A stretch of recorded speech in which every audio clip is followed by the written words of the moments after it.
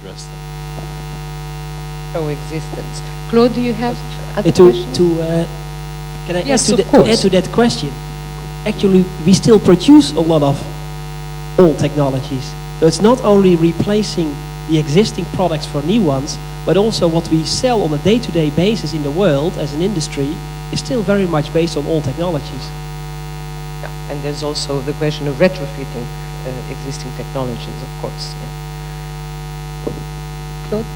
Yeah, I'll keep one for the next session, one of those. But here is again let's talk a bit about the supply chain, particularly in the industrial processes.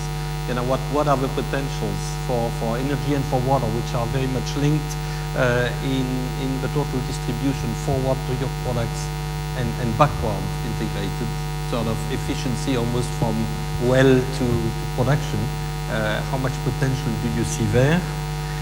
There is one that addresses developing countries from the other angle. You talked about very interesting policies for OECD type of countries. What would be your recommendations for developing countries in terms of efficiency standards and reduction goals? A sort of specific question addressed to life cycle. Yes, compact fluorescent lighting is great, but what about the impact in production? It's a more complicated system. What about the chemicals and how you put the system together? Is there such a great net gain? And I guess that's it. I'll keep the others for session 2, and then we can wrap up.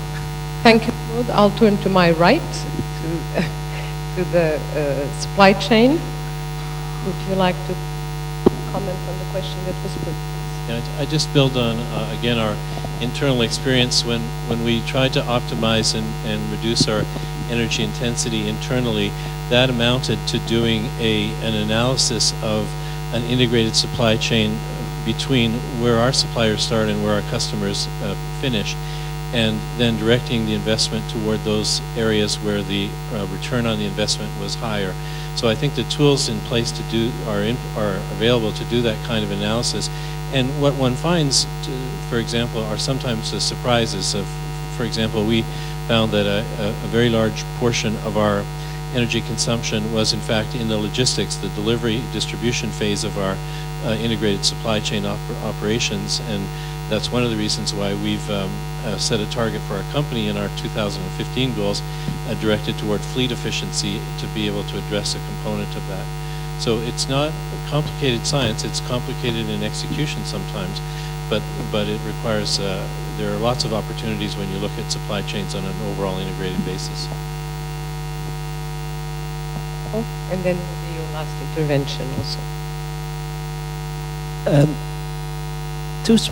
Two remarks on the questions. One is about policies for developing countries. I believe developing countries, they have clearly also a need to reduce their energy, not only from a carbon footprint point of view, but also from a simple reason that the energy is not available in those countries to support their growth. So yes, it would also make sense for developing countries to look to their policy frameworks and to implement energy efficient policies. But there are indeed issues related to labor, which is currently used in those countries to produce inefficient technologies.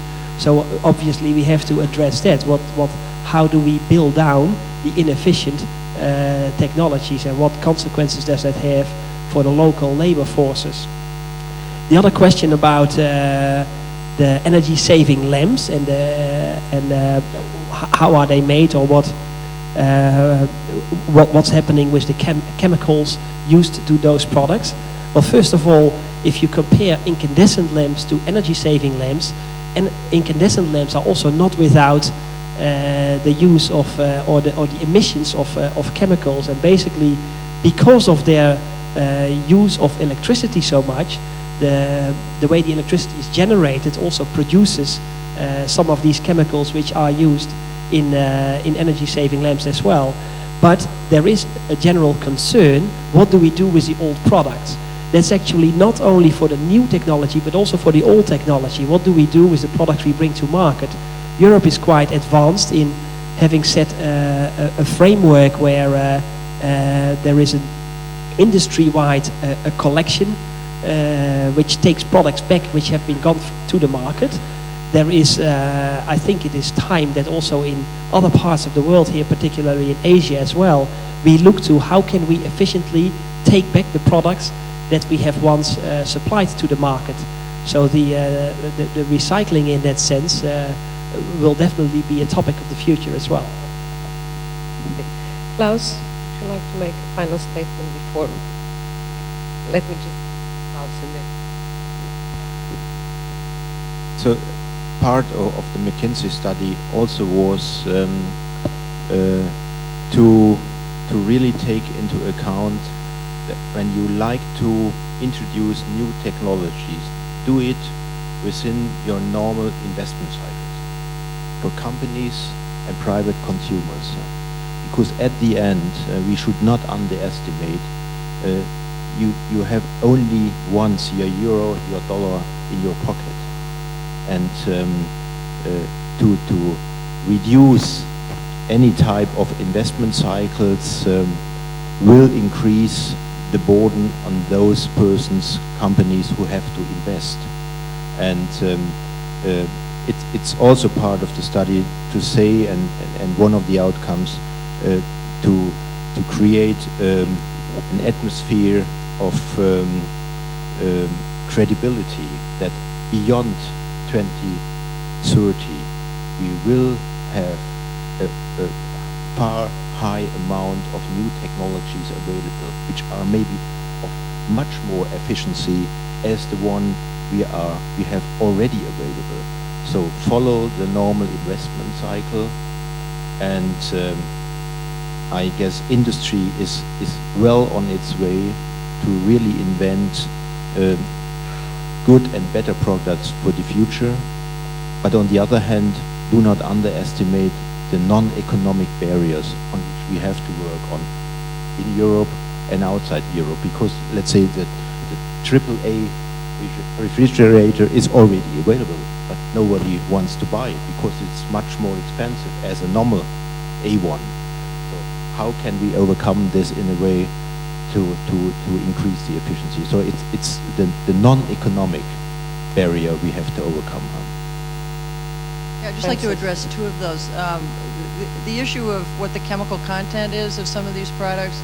Basically, the energy efficiency can't be separated from environmental performance, and it's just critical that in establishing the energy efficient products, that the standards for how they're manufactured and what the environmental consequences of that are part of the same system. And I know particularly in light bulbs, one concern among the consumer is what the mercury content of the light bulbs are, and there have been improvements in that, but that's a potential market barrier because the consumer is concerned about mercury, and unless there's labeling and information on how you dispose of them properly, it's going to be hard to overcome that. So that's a very key part of it. And also on the issue of what happens energy efficiency in developing countries. In our work in China, we see that there's an enormous opportunity to promote energy efficiency while their demand for energy use is so great. And if they can develop what they call, for example, in a demonstration project in Jiangsu province,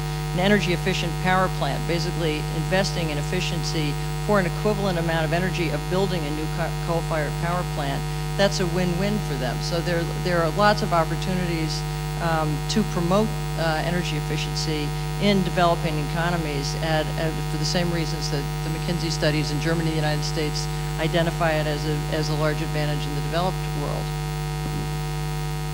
Thank you. The last question for Harry Tian about your policy recommendation for developing countries. Yes, I would agree with previous speakers that energy efficiency is as much an issue for developing countries as it is for industrialized countries. In fact, I don't know whether any Chinese colleagues here